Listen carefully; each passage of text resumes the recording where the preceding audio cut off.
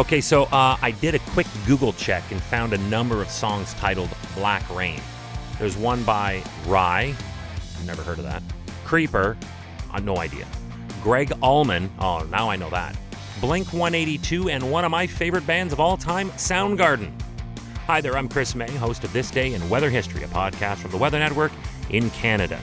And now you know that I really didn't move out of the 1990s as far as my music. On February 25th of 1991, real-life black rain fell for more than 10 hours in southeastern Turkey. But how? Why? We're about to find out what happened this day in weather history. Remember first where Turkey is on the planet, who their neighbors are, and the fact that this happened in the year 1991.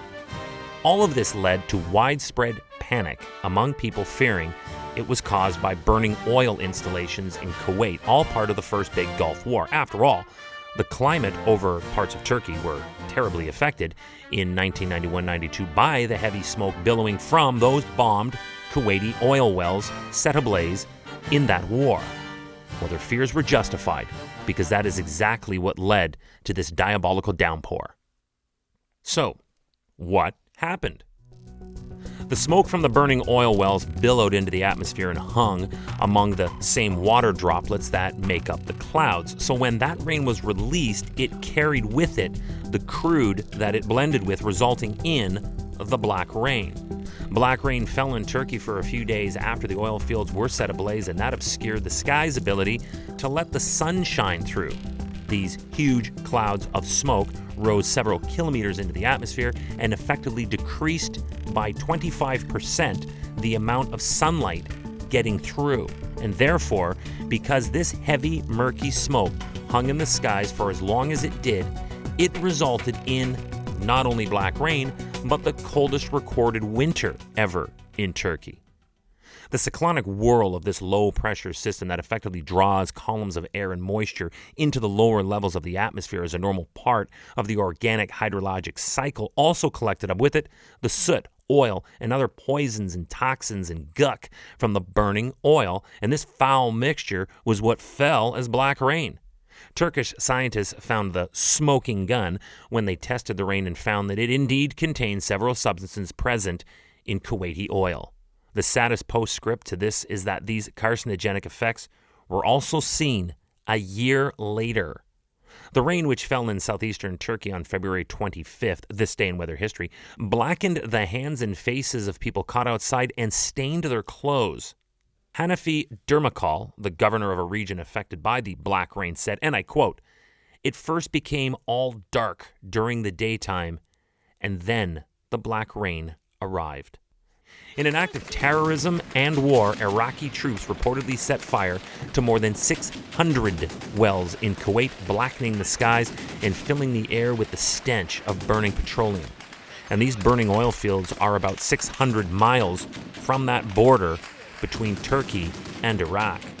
Remember off the top when I tried to paint a picture with Turkey's neighbors and the time they were in back then? This is that story. Turkey was not alone, actually. Western Iran was also hit particularly hard by the toxic rain. At times, there were these huge black clouds that were stretching out more than 900 miles. That's close to 1,600 kilometers over the skies of Western Iran. What was in that poisonous precipitation? Experts said that the black rain in the Persian Gulf consisted of clouds that contained a mixture of sulfur, nitrogen oxide, and hydrocarbons. They made it quite clear that this rain and the overall air quality could threaten lives, pollute water, and damage crops. As a matter of fact, this potential damage to the environment through this toxic and noxious air pollution was far more serious than many at the time actually considered, given that the war occupied everyone's attention, obviously. But listen to this. Black rain fell in the Himalayas 2,700 kilometers away, and acid rain was recorded as far away as China. It is estimated that it would take 15 to 20 years for this to clear itself out of the atmosphere, of course, depending on there being no more added to it. That would have taken us to 2011. I dare say that looking out to the year 2011 was very much a delusional daydream to anyone affected by this back on February 25th of 1991, while they were in the midst of the Gulf War, while being drenched in poisonous black rain. This day in weather history. Tomorrow is February 26th, and although it was clean and white and safe, it was still rare for a snowstorm to hit Rome. Hey, tomorrow's episode will be accompanied by a podcast video short. This action-packed 2-minute version of the full-length episode is shot right here from my podcast recording studio and includes photos and video from that day, right when it happened.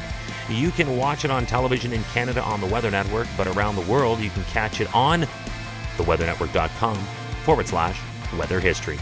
Tomorrow, the puzzled Padres are pounded by fresh powder steps from the Pontiff himself. Wow, that actually worked. Cool. Anyway, it's tomorrow on This Day in Weather History with me, your host, Chris May.